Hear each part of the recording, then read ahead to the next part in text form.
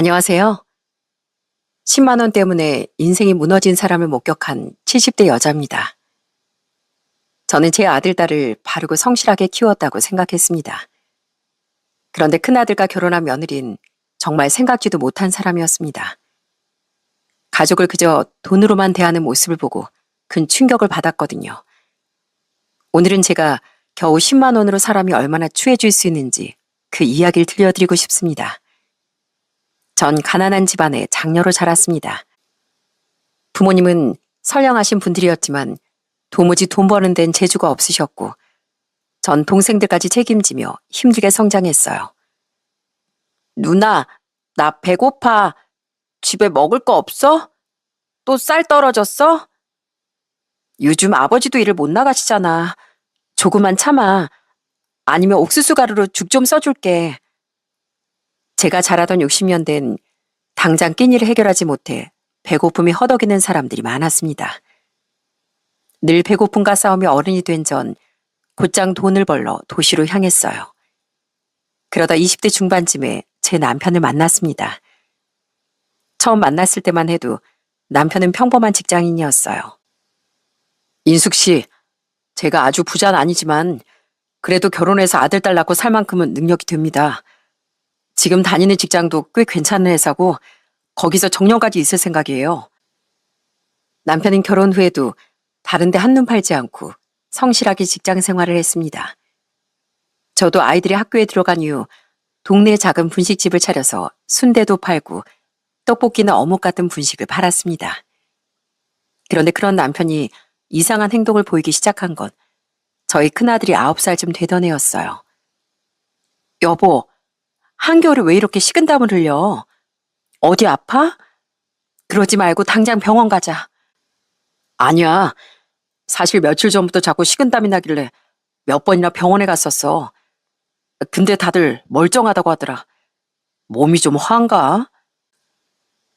남편도 본인 몸이 왜 이런지 모르겠다며 머리만 긁적이더라고요. 전 정말 몸이 허해서 그런가 싶어 몸에 좋다는 장어즙도 해다 먹이고 여러 가지로 신경을 많이 썼죠. 하지만 남편의 이상 행동은 시간이 갈수록 점점 더 심해졌습니다. 이게 무슨 소리지? 여보, 어디서 자꾸 방울소리가 나네.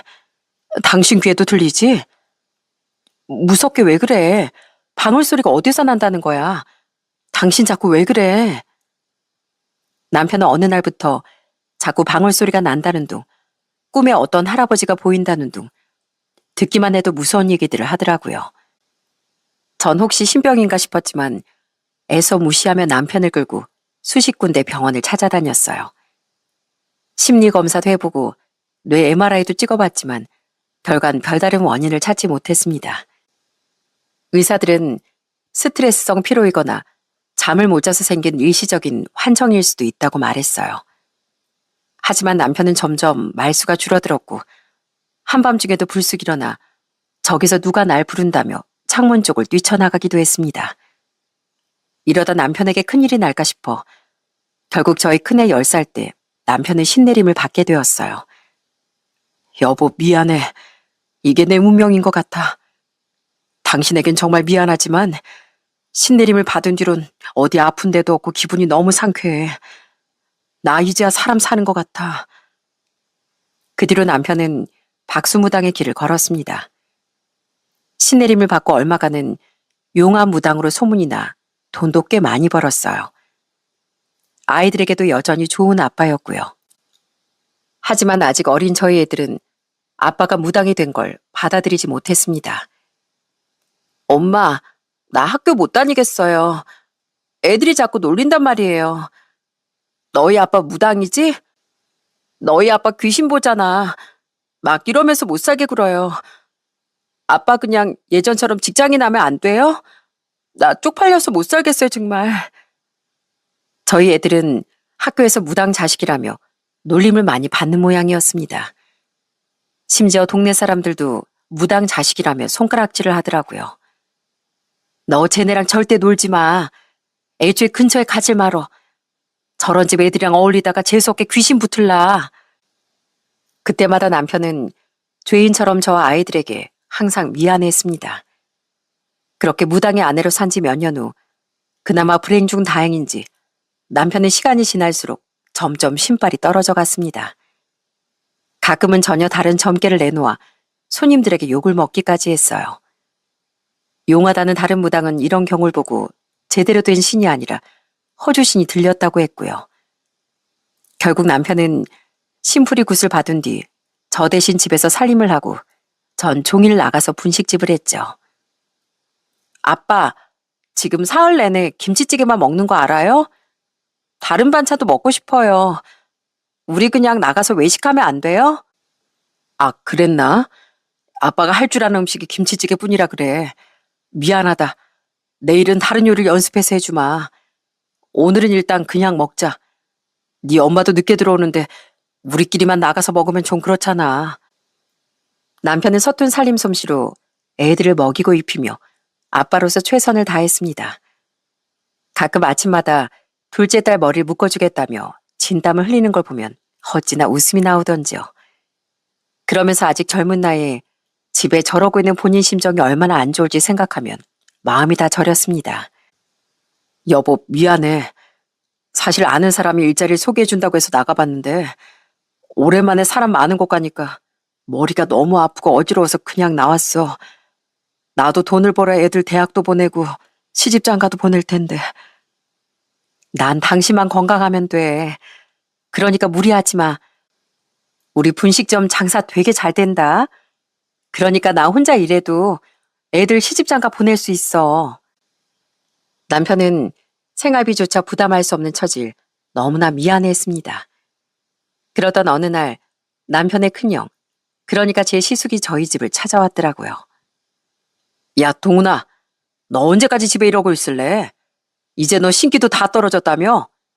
그러지 말고 이 형이랑 사업 하나 하자. 좀 있으면 애들 대학도 가고 그러다 결혼한다고 하면 전세금이라도 보태줘야 할 거 아니야. 나한테 진짜 기가 막힌 아이템이 있거든. 못해도 원금의 3배 보장이야, 3배. 그때 한참 자존감이 바닥을 치던 남편에게 시숙의 제안은 아주 달콤한 유혹이었어요. 남편은 며칠 밤낮으로 절 설득하더라고요.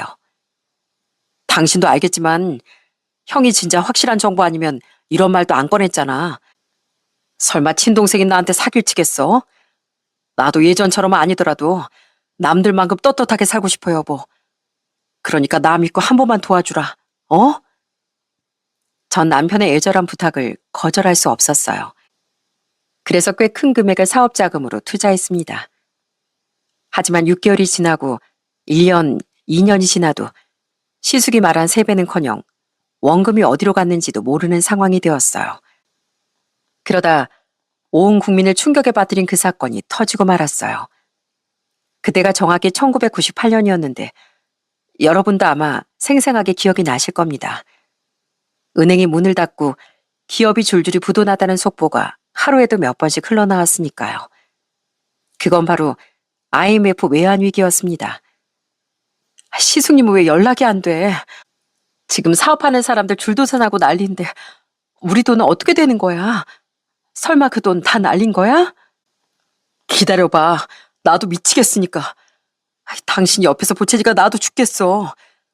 가뜩이나 짜증나는데 자꾸 그렇게 몰아붙이면 나들 어쩌란 말이야?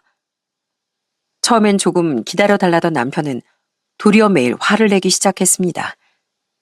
시숙도 계속 저를 피해 다니다 어쩌다 연락이 닿으면 오히려 큰 소리를 치더라고요.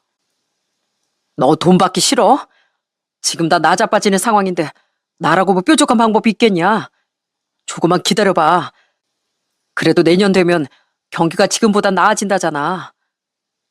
저희에겐 전 재산에 가까운 돈이 묶여 있으니 시숙에게 매달릴 수밖에 없었습니다.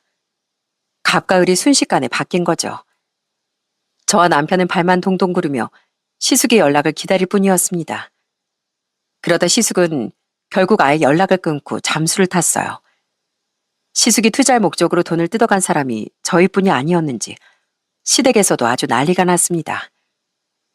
그 녀석이 어떻게 온 가족한테 사기를 칠 수가 있냐.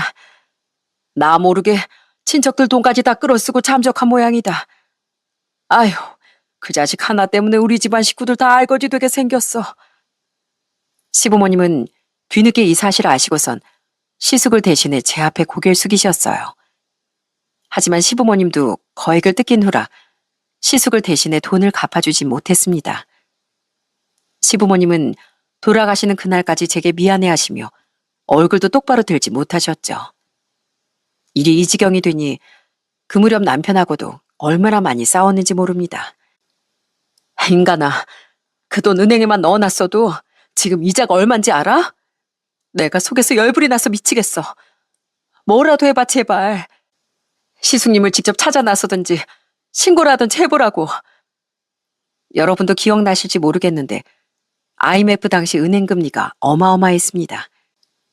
1년 정기예금 금리가 20%까지 치솟았고 3년이면 65%를 이자를 준다고 광고까지 했었으니까요. 저도 그때 너무 수세에 몰려 있어 남편만 보면 화가 절로 끌어올랐어요. 그러게 내가 안 된다고 했지? 근데 당신 시숙님이 친동생한테 사기치겠냐고 우겼지? 이제 어쩔 거야?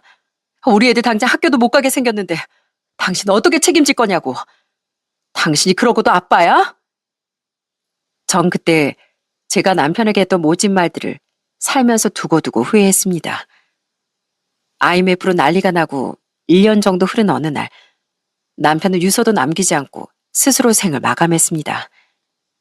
얼마나 힘들고 괴로웠으면 그런 무서운 선택을 하고 말았을까요? 여보 미안해. 내가 잘못했어. 당신이 얼마나 힘들었으면 나한테 말 한마디 안 남기고 이렇게 떠날 수가 있어. 내가 그렇게 미웠어? 여보. 전 남편의 기구했던 인생을 생각하며 하염없이 눈물을 흘렸습니다. 평범한 직장인이던 사람이 신내림을 받고 무당이 되고 그것마저 잘 풀리지 않아 늘 가족들 눈치만 보던 남편이었어요. 거기 하늘에서 아무 걱정하지 말고 고통받지도 말고 당신 하고 싶은 대로 편안히 지내. 애들은 내가 잘 키울게. 그동안 고생 많았어 내 남편. 부디 편히 쉬어. 전 아이들에겐 이런 집안 문제를 알게 하고 싶지 않았습니다. 하지만 저희 큰아들은 시숙이 어떤 사람인지 알자마자 아주 난리가 났어요. 큰아빠 만나기만 하면 내가 가만 안 둘 거야. 아빠를 지옥으로 몰아넣고 본인은 잘 살 수 있을 것 같대? 내 눈에 띄기만 하라 그래. 그때 제 아들이 한창 혈기왕성한 19살이었는데 시숙을 잡으러 다닌다며 이곳저곳을 수소문하러 다니기도 했습니다. 원래 공부도 곧잘하던 아이가 학업에 나의 손을 떼고 어떻게든 복수만 생각하는 것 같았어요. 시부모님은 이러다 행여 손주의 앞길을 망칠까봐 항상 노심초사하셨죠. 그러다 결국 시숙은 여러 사람에게 고솔당했고 지명수배까지 내려졌어요. 재현아, 너 고3이 공부해야지. 계속 네 큰아빠 잡겠다고 그러고 다니면 되겠어? 이미 지명수배가 떨어졌으니까 경찰에서 금방 잡아올 거야. 그러니까 넌 네 공부에만 집중해. 네가 잘 되는 길이 네 아빠 복수라는 제일 빠른 길이야. 시어머님은 손주 걱정에 앞서 오히려 빨리 경찰에서 큰아들인 시숙님을 잡아주길 바라셨습니다. 아들은 그래도 지 아빠 생각을 하며 분노에 찬 눈물을 흘렸습니다. 이후 다행히 아들의 내신 성적이 좋았기에 고3 때 공부를 높긴 했지만 간신히 서울에 있는 대학에 입학할 수 있었어요. 저도 순대나 열심히 팔면서 다시 돈 모으는 데만 집중을 했고요. 아줌마, 저희 순대 주세요. 내장도 섞어주시고요. 아, 떡볶이도 2인분 주세요. 여기 순대가 냄새도 안 나고 너무 맛있는 것 같아요. 아유, 감사합니다. 내장 많이 섞어서 금방 드릴게요. 어묵 국물 좀 드시고 계세요. 그래도 제 분식집엔 계속 찾아주시는 단골분들이 많아 장사가 그럭저럭 잘 되는 편이었습니다. 저희 애들도 대학 졸업하고 직장도 잘 잡아 어엿한 사회인이 되었고요. 큰아들도 그렇고 딸도 그렇고 어릴 때 가난한 집안 환경을 겪어서인지 다들 목표가 빨리 내 집을 장만하고 돈을 모으는 것이었답니다. 저희 아들은 직장인이 되자마자 월급의 반절을 매달 저에게 보내왔더라고요. 엄마, 아무래도 돈은 엄마가 직접 관리해 주시는 게 맞는 것 같아요. 제가 들고 있어봐야 계속 쓰기만 하고 모으질 못할 것 같아요. 그러니까 매달 엄마한테 보낼게요. 딸도 집 사는 게 목표라며 얼마나 악착같이 돈을 모으던지요. 애들이 이렇게 고생해준 덕분에 제 큰아들이 29살이 되던 해 저희 세 식구는 34평짜리 아파트를 분양받게 됐습니다. 남편이 떠난 지 10년 만의 일이었어요. 새 집으로 이사하던 날 전 아들, 딸과 얼싸안고 기쁨의 눈물을 흘렸습니다. 여보, 하늘에서 보고 있지? 우리 애들이 열심히 도와준 덕분에 드디어 다시 우리 집이 생겼어. 그동안 고생 많았다 얘들아. 못난 부모 만나 젊은 나이에 하고 싶은 것도 꾹 참고 열심히 일하느라 고생했어. 아니에요, 엄마. 엄마가 고생이 많으셨죠.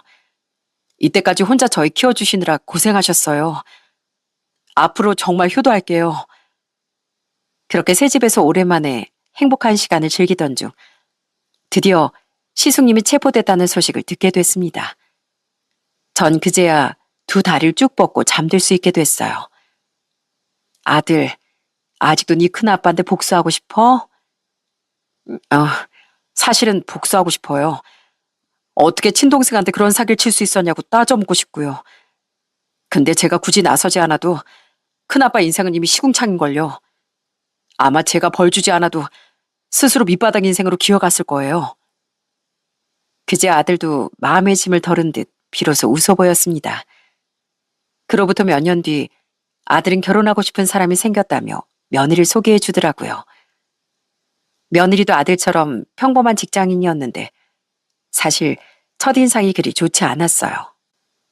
며느리라는 애가 세상에 첫인사 때부터 껌을 쫙쫙 씹고 있었거든요. 넌 처음 만난 자리에서 무슨 껌을 그렇게 요란하게 씹니?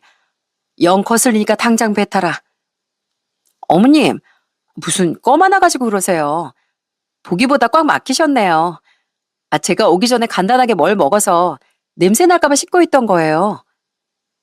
저희 며느리는 좋게 말해 똑부러지게 말을 잘하는 스타일이고 나쁘게 말하면 자기가 하고 싶은 말은 곧 죽어도 해야 하는 사람이었습니다. 아들은 그런 며느리 보고 아주 야무지고 똑똑하다고 칭찬하기 바빴고요. 아들이 좋다니 저도 결혼을 허락하긴 했지만 그래도 마음 한구석이 조금 찜찜하더라고요. 전 아들 결혼할 때 보태 쓰라고 1억을 주었는데요. 그래도 그때는 아들 며느리가 다 제게 진심으로 고마워하긴 하더라고요. 어머님, 정말 감사해요. 어머님이 도와주신 덕분에 저희 신혼살림 시작하는데 엄청 큰 도움이 됐어요. 저 정말 결혼 잘한 것 같아요. 며느리가 이렇게 좋아하니 전 그 돈이 하나도 아깝지 않더라고요. 하지만 좋은 건 잠시였고 결혼 이후에 며느리와 사사건건 부딪히는 일이 많았습니다. 한 번은 제가 전통시장에 나갔다가 나물이며 부싯거리를 잔뜩 사온 적이 있었어요. 새아가, 너 나물 좋아한다고 했지? 내가 시장까지 가서 이렇게나 많이 사왔다. 이거 볶아 먹고 지져 먹으면 얼마나 맛있다고. 어머님, 이거 인터넷으로 사면 훨씬 싸요. 힘들게 굳이 시장에서 사셨어요? 뭐 시장이라고 물건이 다 싱싱한 것도 아니던데요. 오히려 인터넷이 깔끔하죠. 다음엔 저한테 물어보고 사세요. 언제 한 번은 또 아들 집에 갔는데 설거지가 하나도 안 되어 있더라고요. 저는 두 팔을 걷어붙이고 그 많은 설거지를 다 해주었습니다. 그러자 눈치가 빠른 며느리가 그냥 두면 제가 다 해줄 거라고 생각했는데 그 다음부턴 갈 때마다 설거지가 이만큼씩 쌓여 있더라고요. 너 왜 설거지도 안 하고 맨날 이렇게 쌓아두고 사니? 이러면 벌레 생기고 냄새 나잖아. 에이, 어머님 오시면 다 해주실 텐데요, 뭐. 어머님 분식집 하시면서 설거지는 저보다 훨씬 잘하실 거 아니에요. 뭐든 잘하는 사람 해야 빠르잖아요. 며느린 그러면서 씩 웃어 보이더라고요. 그 모습이 또 얼마나 얄밉던지요. 하지만 본격적인 갈등은 이제 시작이었답니다. 아들이 결혼하고 몇 년 뒤 저희 딸도 시집을 가게 되었어요. 저희 사이는 참 듬직하고 수더분한 청년이었어요. 전 아들 때와 똑같이 딸이 결혼할 때도 1억을 보태주었답니다. 그러자 갑자기 며느리가 난리를 치는 겁니다. 어머님, 어떻게 아가씨한테도 똑같이 1억을 해주실 수가 있으세요? 제가 들어보니까 제 남편이 총각때 월급의 반이나 들었다면서요. 근데 어떻게 아가씨랑 저희랑 똑같이 돈을 받아요? 그건 공평하지가 않죠. 어머, 새언니, 어떻게 그렇게 말해요? 저희 엄마한테 뭘 받고 말곤 저희가 결정해요. 왜 새언니가 마치 자기 돈 뺏긴 것처럼 화를 내요? 우리 오빠는 엄마가 돈 주신다고 해도 계속 거절했는데 언니 생각해서 받은 거예요. 새언니가 맡겨둔 돈이 아니라고요. 이때부터 저희 딸과 며느린 만날 때마다 으르렁거리며 기싸움을 했습니다. 점잖은 저희 사이는 그때마다 딸을 잘 타일러 집안에 큰 싸움이 나지 않게 중재를 했고요. 새언니, 이번 명절에도 늦게 온다고 했다면서요? 저번 명절에도 갑자기 무슨 약속이 있다고 명절 다 끝나서 오더니 일부러 그러는 거예요? 맨날 우리 엄마만 고생하잖아요.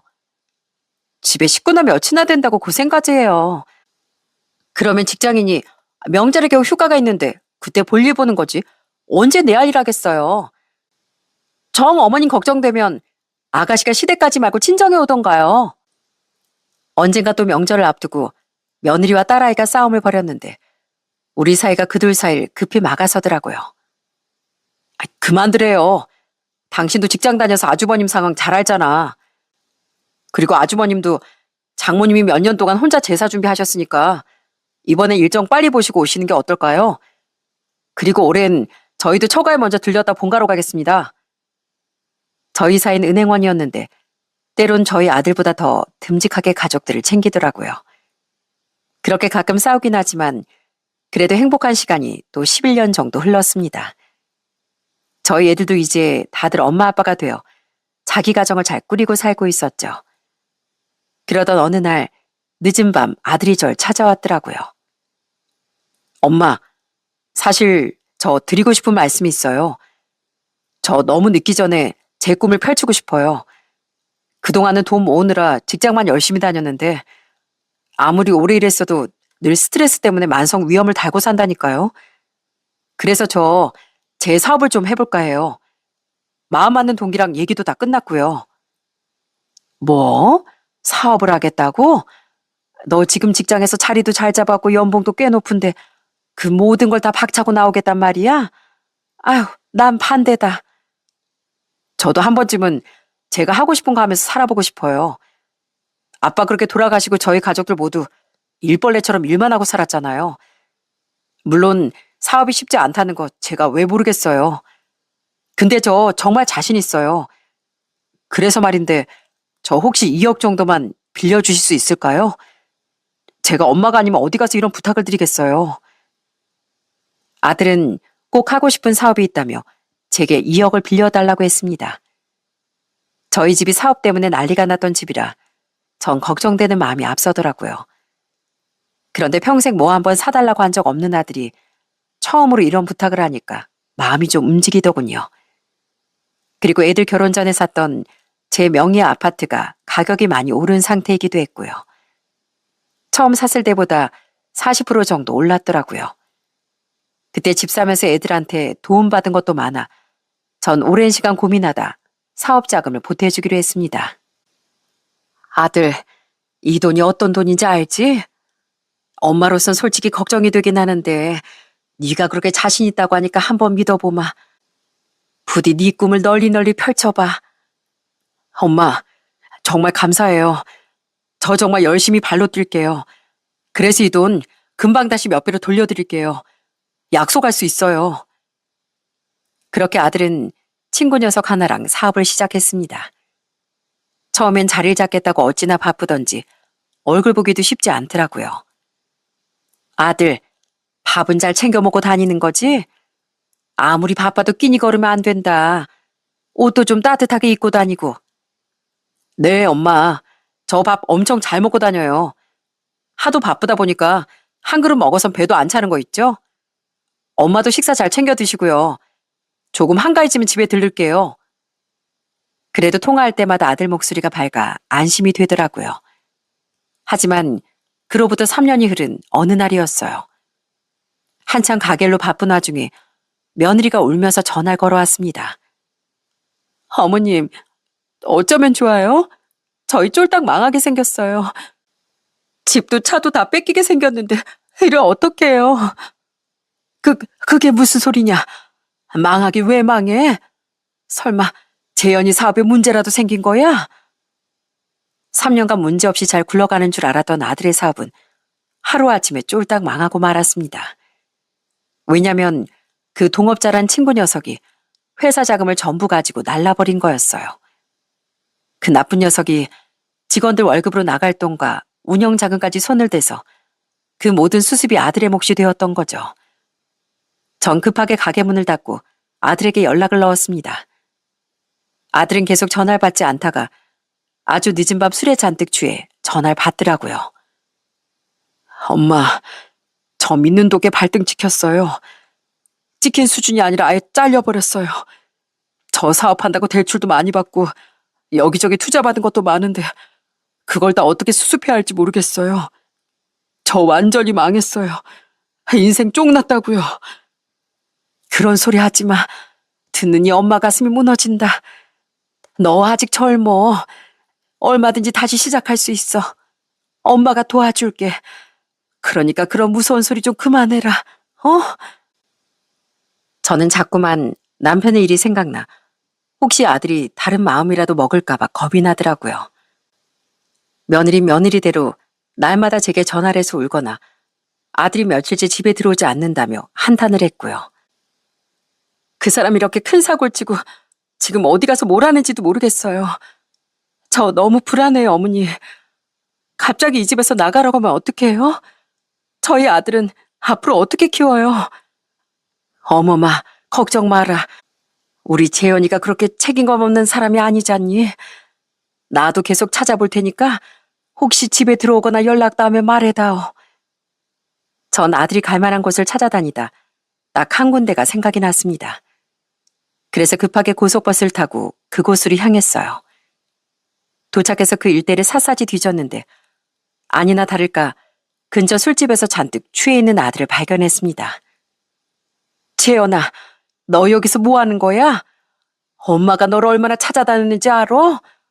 너 그렇게 연락도 안 받더니 아빠 생각나서 여기까지 왔어? 아휴, 대체 왜 전화를 안 받니? 네 엄마 뒤로 넘어가는 걸 보고 싶어? 아들이 숨어있던 곳은 바로 제 남편 산소 근처 지역이었습니다. 아들은 지 아빠가 보고 싶어 여기까지 왔던 모양이었어요. 엄마, 여긴 어떻게 알고 오셨어요? 엄마 죄송해요. 그놈의 사업 때문에 아빠가 어떻게 됐는지 잘 아는데 제가 또 사업으로 인생을 망쳤어요. 전 구제불능인가 봐요. 울지 마, 아들. 괜찮어. 다 괜찮어. 너만 멀쩡하면 무슨 일이든 다 해결할 수 있어. 살다 보면 한 번쯤 실패할 때도 있는 거야. 중요한 건 그 실패에 무너지는 게 아니라 다시 딛고 일어서는 거란다. 이쯤 했으면 너도 할 만큼 다 했다. 괜찮어. 그때 40 중반이던 아들이 꼭 10살 그때처럼 펑펑 울더라고요. 전 아들을 데리고 바로 저희 집으로 데려왔습니다. 그리고 진지하게 물었어요. 너 지금 대출받은 것까지 해서 빚이 얼마니?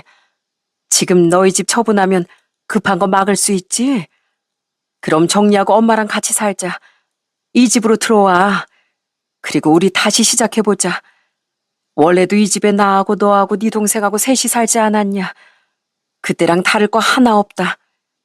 네 처한테도 잘 말해서 집 얼른 정리하고 이사 들어와. 결국 아들은 살던 집을 정리하고 빚을 갚아 저와 합가하게 됐습니다. 그 과정에서 저희 딸도 아들을 도왔어요. 오빠 힘내. 내가 이 정도는 도와줄 수 있을 것 같아. 우리 남편도 얼른 도와드리라고 했고 남매 사이 이 정도는 언제든 도와야지. 맞습니다, 형님. 얼른 기운 차리시고 다시 예전처럼 힘내셔야죠. 혹시 저희 도움 필요한 거 있으시면 언제든 편하게 말씀해 주세요. 비록 큰 어려움을 겪었지만 우리 가족들이 서로 끈끈하게 도와주고 챙겨준 덕분에 아들은 큰 위기를 넘길 수 있었답니다. 그렇게 저와 아들 내외의 동거가 시작되었어요. 처음엔 며느리도 제 눈치를 보며 집안일도 하고 나름대로 배려심 있게 행동하더라고요. 어머님, 아무래도 저희 애도 있고 저희 식구가 3명이다 보니까 빨래나 설거지는 저희가 할게요. 어머님 혼자 다 하시기 힘드시잖아요. 쓰레기도 제가 출근하면서 버릴게요. 하지만 또 얼마간의 시간이 지나자 다시 본색을 드러내더군요. 한 번은 시장에서 순대를 팔고 있는데 저 멀리 며느리가 어떤 사람들과 함께 지나가고 있었어요. 전 반가운 마음에 손을 흔들었는데 아니 글쎄 며느린 절 보자마자 고개를 팩 돌리고 빨리 가버리는 게 아니겠어요? 절 대놓고 무시하니까 저도 기분이 몹시 상했습니다. 그래서 저녁 때 집에 오자마자 며느리에게 물었어요. 어머마, 너 아까 나랑 눈 마주치지 않았니? 아이 어떻게 그렇게 대놓고 무시를 할 수가 있어? 내가 얼마나 민망했는데. 어머님, 저 그때 일하고 있었어요. 저희 고객들이랑 같이 있었다고요. 근데 순대 썰고는 어머님한테 꼭 인사를 해야겠어요? 창피하게. 일할 땐 아무리 어머님이라도 고객이 우선이에요. 그래야 저희도 빨리 돈 모아서 이사 나갈 거 아니에요. 다음엔 저 보더라도 아는 척하지 말아주세요. 며느린 되려 저에게 눈치 없는 시어머니라며 비난했습니다. 전 너무 기가 막혀 말문이 막히더라고요. 그때 옆에서 대화를 듣고 있던 아들이 며느리에게 따져 물었습니다. 당신 진짜 엄마한테 그랬어? 엄마가 창피하게 뭐가 창피해? 엄마 덕분에 우리가 이렇게라도 따뜻한 집에 지내는 건데. 당신같이 짜증나게 왜 그래? 왜 다 나한테만 잘못했다 그래? 맨날 나만 가지고 난리야. 며느린 그러더니 짜증을 잔뜩 내곤 집을 나가버렸습니다. 그때 얼마나 황당하던지요. 며느린 그 이후로도 이런 갈등이 생기면 짜증을 엄청 내고 밖으로 뛰쳐나갔습니다. 그리고 술까지 잔뜩 퍼먹고 와선 행패를 부렸어요. 그런 날엔 어김없이 아들과 부부싸움을 하는 것 같더라고요. 닫힌 방문 너머로도 둘이 싸우는 소리가 들렸거든요. 당신, 엄마도 계시는데 이게 뭐 하는 짓이야? 당장 정신 안 차려? 오늘은 또 누구랑 술 먹었어? 누구랑 먹긴 고객들하고 먹지. 이게 다 비즈니스야. 당신 뭘 알아? 뭐가 잘났다고 나한테 큰 소리야. 사업을 망하지 말든지 월급을 잘 갖다 주든지. 당신 나한테 큰 소리 칠 자격 하나도 없어. 내가 누구 때문에 시댁까지 들어와 이러고 사는데. 당신 나 돈 잘 벌 때 펑펑 쓰던 건 왜 생각 못해? 그때 처가에 돈을 얼마나 들인 줄 알아? 아들 말처럼 아들 사업이 잘 나갔을 땐 처가 인테리어도 새로 해드리고 용돈도 매달 꾸준히 드린다고 했습니다. 그때만 해도 며느리가 늘 우리 남편 최고하고 자랑을 입에 달고 살았거든요. 그런데 이제 사업이 망하고 빈털터리가 되니까 아들은 물론이고 저까지 어찌나 무시하던지요. 저도 웬만하면 아들네의 부부싸움에 끼지 않으려 했는데 어느 날은 도저히 듣고 있을 수가 없어 며느리에게 한 소리 했습니다. 너 해도 해도 너무한 거 아니냐? 그래, 네가 불만 있는 거 나도 잘 알겠다. 그래도 시댁에 들어와서 하면서 이러면 안 되지. 애도 보고 있는데 엄마가 맨날 술에 취해 들어오면 되겠어? 어머님, 제가 오죽하면 이러겠어요. 저도 살아보려고 이러는 거예요. 말 나온 김에 그럼 어머님이 저 좀 도와주세요. 저 요즘 보험 실적 안 나와서 난리거든요. 어머님이 한 50만 원어치만 보험 가입 좀 해주세요. 며느리가 그렇게 부탁하니 저도 생각이 좀 많아지더라고요. 그동안 보험 일 하는 거 알면서도 도와준 게 없기도 해 이참에 하나 들어줄까 싶기도 했고요. 내가 50만 원 무리고 20만 원 정도면 가입할 수 있을 것 같다. 그러니까 적당한 가격선으로 하나 소개해줘라. 네? 20만 원이요? 진짜 쫌생이처럼 왜 그러세요, 어머님? 며느리 도와주는 일에 돈 아끼시는 거예요? 이 와중에 며느린 저렴한 보험을 든다며 투덜대더라고요. 그래도 한번 꾹 참고 보험서를 작성했습니다. 그런데 얼마 뒤 깜짝 놀랄 만한 소식을 들었어요. 예? 제가 가입한 보험이 거절됐다고요? 아니, 대체 왜요? 제가 사실 혈압도 높고 고지혈증 약을 오랫동안 복용하고 있었거든요. 고혈압 합병증으로 신장이 좀 안 좋기도 했고요. 그동안 수술도 몇 번 받았고 병원 입원도 꽤 자주 했던 것 같습니다. 그런 이력 때문인지 보험 가입이 거절됐더군요. 며느린 그걸 알고 아주 생짜증을 내기 시작했습니다. 대체 평생 건강관리 어떻게 하신 거예요, 어머님? 진짜 제 인생에 도움이 안 되네요. 어떻게 그거 하나를 안 도와주세요? 설마 일부러 저 골탕 먹이려고 보험 가입하겠다고 하신 거 아니죠? 안 되는 거 알면서 일부러 그런 거 아니냐고요. 뭐라고? 너 어디서 또 술 처먹고 와서 시애미한테 막말이야? 정상적인 며느리 같으면 시애미 몸이 이렇게 안 좋고 나고 병원은 모셔가지 못할 망정 지금 보험 가입 안 됐다고 이러는 거야? 네가 인간이면 사람 걱정부터 하는 게 맞는 거지. 요즘 재현이도 다시 회사 취직해서 월급 꼬박꼬박 갖다 주는 걸로 아는데 넌 뭐가 그렇게 불만이야? 그때 다행히 아들이 전 회사의 경력을 인정받아 재취업을 한 상태였거든요. 아들은 제게 그동안 생활비도 못 드려 죄송하다며 신용카드 한 장을 주더라고요. 엄마, 이 카드로 병원 다니시거나 약속 있으실 때 쓰세요. 엄마 건강도 안 좋으시잖아요. 맨날 서서 주방일 하시는 날 허리도 안 좋으시고요. 그러니까 꼭 병원 갈 때 쓰세요. 이렇게 아들이 다시 돈을 버는 상황인데도 며느린 계속 아들 탓만 하며 삐딱하게 행동하더라고요. 그때 제 나이가 70대 초반이었어요. 저희 아들, 딸도 이제 가게 정리하고 쉬는 게 어떻겠냐고 수차례 물었었고요. 하지만 아직 힘이 있을 때 조금이라도 더 벌고 싶은 마음이었답니다. 그런데 며느리 보험일을 계기로 제 건강이 얼마나 안 좋은지도 알게 됐고 누구 좋으라고 종일 순대 냄새 맡아가며 일하나 싶었어요. 그래서 제 나이 73쯤에 가게를 정리하게 되었습니다. 그동안 고생 많았어요, 엄마. 좀 시원섭섭하시죠? 엄마 분식집 좋아하시는 단골 많았는데 그분들도 서운해하시겠어요. 그래도 이왕 정리한 거 앞으로 좋은데 여행 많이 다니시고 편히 쉬세요. 딸과 사인 가게를 정리하던 날까지 시장에 함께 나와 뒷정리를 도와주었습니다. 그러다 아들이 제 친구들과 여행을 보내줘서 가까운 해외로 놀러 갔다 오기도 했어요. 물론 며느리 눈치가 조금 보이긴 했는데 전 이제라도 제 인생을 즐기며 살고 싶었거든요. 그러던 어느 날 그동안 너무 일만 하고 살아 그런지 아무리 쉬어도 온몸이 쑤시고 아프더라고요. 그래서 평소에 잘 가는 한의원에 치료를 받으러 갔습니다. 이 정도면 침으론 부족할 것 같고 도수 치료도 좀 받고 가시면 어때요? 연세도 있으신데 관리 잘하셔야 앞으로 20년은 더 건강하게 지내시죠. 한의원에서는 제 몸이 많이 망가졌다며 침도 놔주고 도수 치료도 권했습니다. 그렇게 전 필요한 치료를 다 받고 계산을 하려던 참이었어요. 그런데 깜빡하고 제 카드를 두고 왔지 뭡니까? 그때까지 아들이 준 카드를 쓴 적이 없는데 별달리 현금도 없어 그 신용카드로 결제를 했어요. 아들이 그렇게 쓰라고 난리였는데도 이때까지 제 돈을 쓰다가 아들 카드로 긁으니 내심 뿌듯하기도 하더라고요.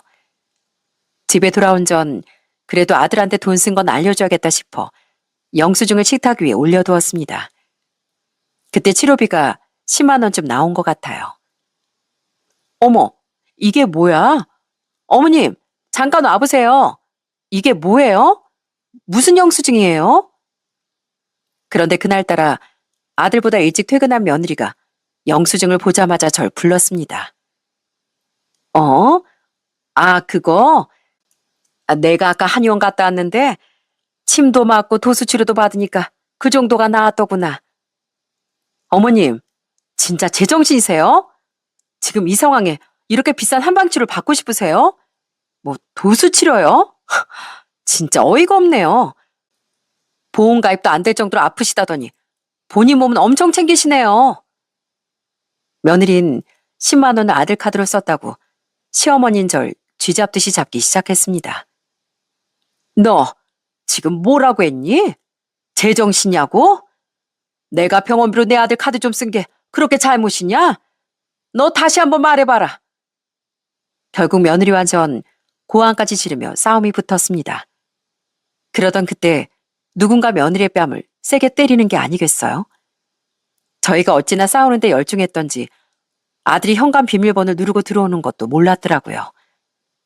아들은 현관에 서서 며느리가 제게 막말하는 걸 다 듣고 있었더군요.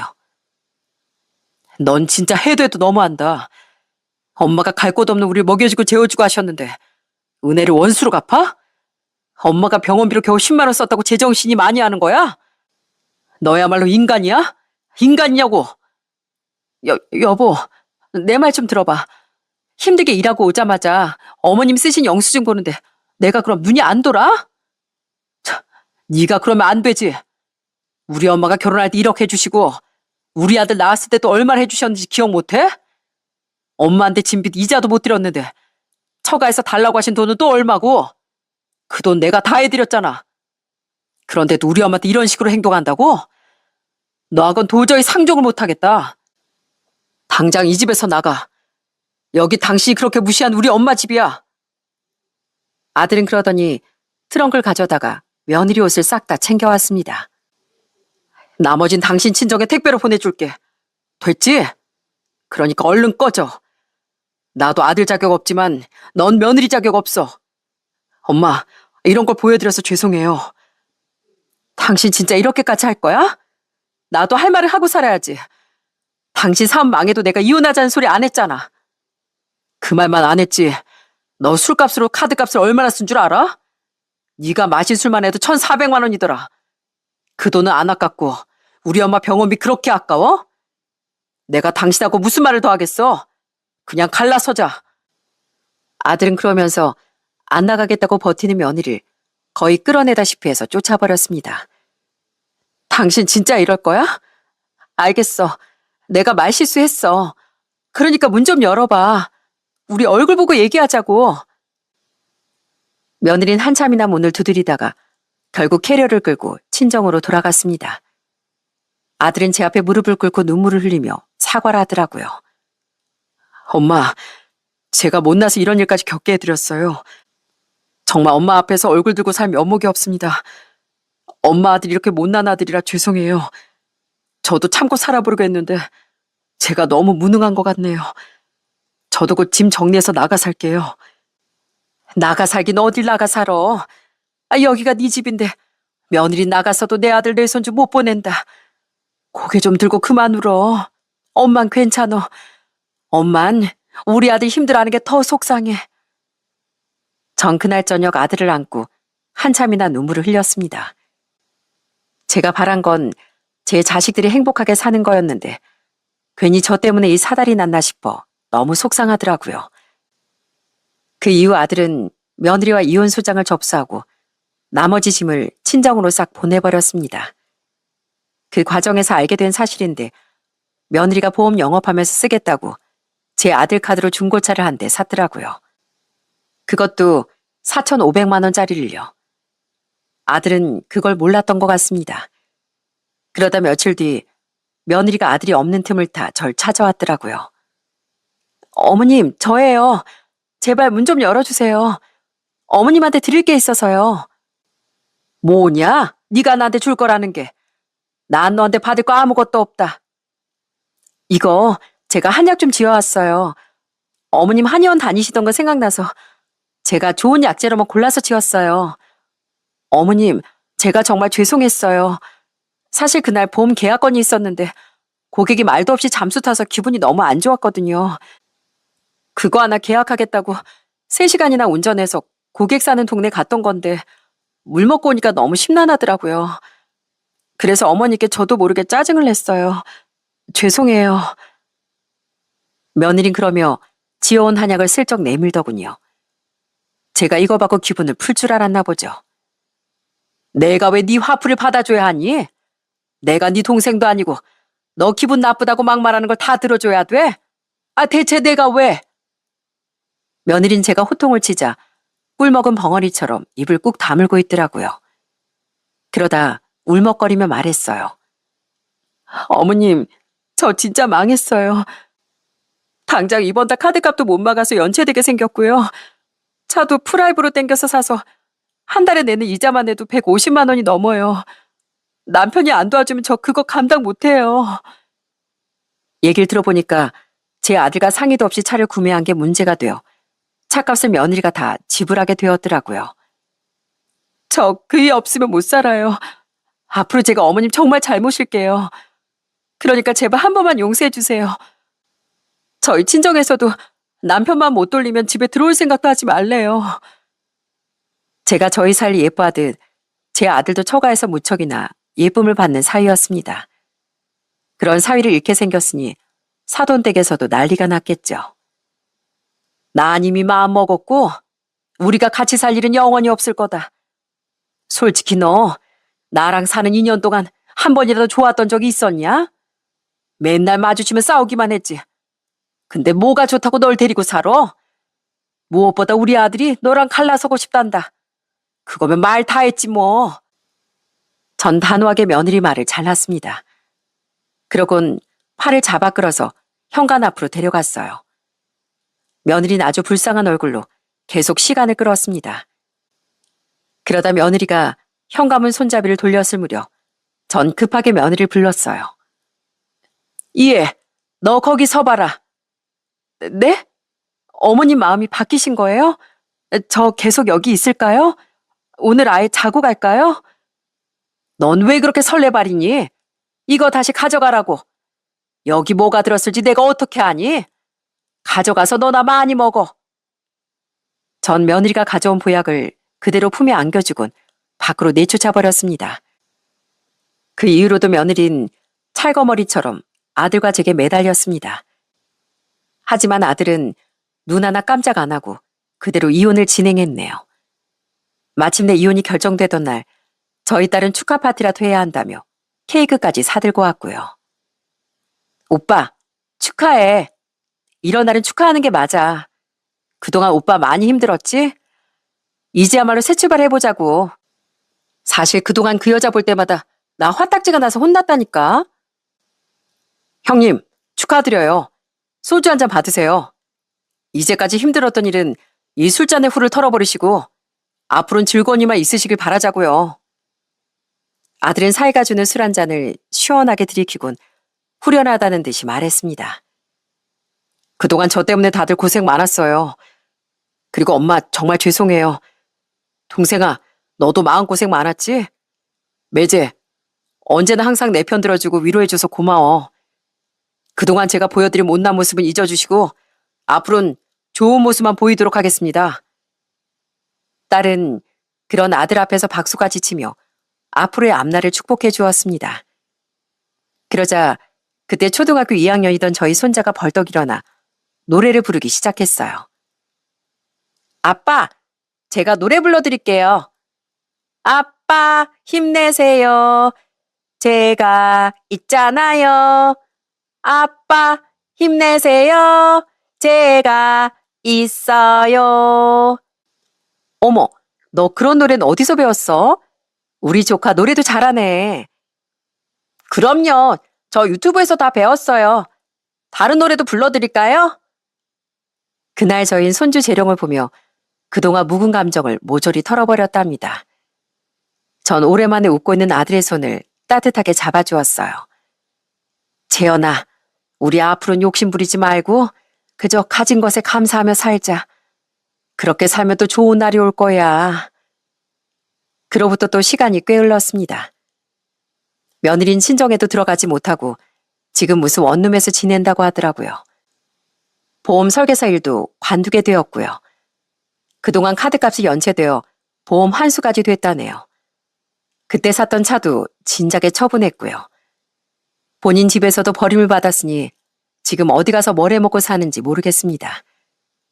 아들이 양육비를 보내라고 몇 번이나 제재를 걸었는데도 영 무소식이네요. 전 이제 며느리 일은 생각도 하기 싫습니다. 저는 그저 우리 아들, 딸 부부 잘 사는 것만 보고 저희 손주가 무럭무럭 커가는 것만 보려고요. 할머니, 난 할머니가 해준 떡볶이가 제일 좋아요. 할머니가 주는 순대도 냄새도 안 나고 엄청 맛있어요. 고모가 그러는데 할머니가 시장에서 제일 손맛 좋은 사람이었대요. 그럼. 이 할미가 얼마나 음식을 맛있게 하는데. 앞으로 우리 손주 먹을 거만 해주려고 그런다. 아무도 안 해주고 내 강아지 먹을 거만 해줘야지. 이제 전 아무 욕심이 없습니다. 손주가 건강하게 자라고 제 자식들이 자기 할 역할을 다하며 사는 거, 그거면 충분합니다. 고진감래라는 사자성어가 괜히 있는 말이겠습니까? 그동안 인생에 힘든 일이 많았으니 앞으로는 좋은 일만 있을 거라고 믿으며 살려고 합니다. 남은 인생 동안은 누굴 탓하지도 원망하지도 않으려고요. 대신 가족이 있다는 것에 감사하며 살겠습니다. 이 사연을 듣는 분 중에 저보다 더 힘든 일을 겪었던 분도 계시겠죠? 곧 여든을 앞둔 할머니가 말하는데 좋은 날은 반드시 옵니다. 다만 우린 그날이 왔을 때 온전히 기쁘게만 받아들이면 되는 거겠죠. 부디 그 행복이 어서 빨리 찾아오길 기도하겠습니다. 들어주셔서 정말 감사합니다.